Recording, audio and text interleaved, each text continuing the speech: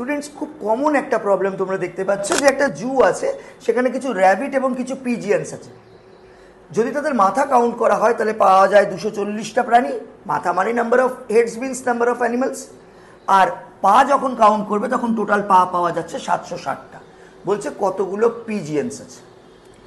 দেখো, আমরা অনেক রকম অ্যাপ্রোচ জানি, এটার অ্যালিগেশন জানি, অন্য রকম 2-3 রকম আরও মেথড আছে, কিন্তু সব থেকে সহজ অ্যাপ্রোচ বলছে।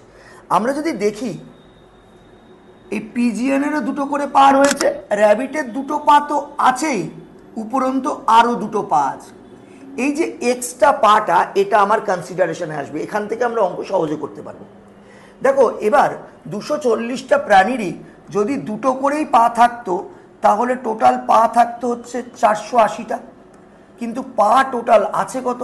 760টা। তাহলে 760 থেকে 480 যদি তুমি মাইনাস করে দাও, এই যে 280টা পা এক্সট্রা পাচ্ছ, এটার জন্য রেসপন্সিবল কে?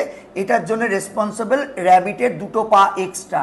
তাহলে এটাকে 2 দিয়ে ভাগ করলেই 140 পেয়ে যাবে। এটা পেয়ে যাবে তুমি নাম্বার অফ র্যাবিটস, অর্থাৎ র্যাবিট আছে 140টা। আমাদের চা হয়েছিল কি? আমাদের চা হয়েছিল পিজিয়ান। তাহলে টোটাল প্রাণী আছে 240টা, তার মধ্যে র্যাবিট আছে 140টা। তাহলে পিজিয়ান কতগুলো থাকবে? 240 থেকে 140 বিয়োগ করে দাও, 100টা পিজিয়ান থাকবে। খুব ইম্পর্টেন্ট, খুব একটা কমন কোশ্চেন, কিন্তু তার অ্যাপ্রোচটা একটু অন্যরকম। চেষ্টা করলে তুমি এই অঙ্কটা মুখে মুখেও সামলে নিতে পারবে। Thank you.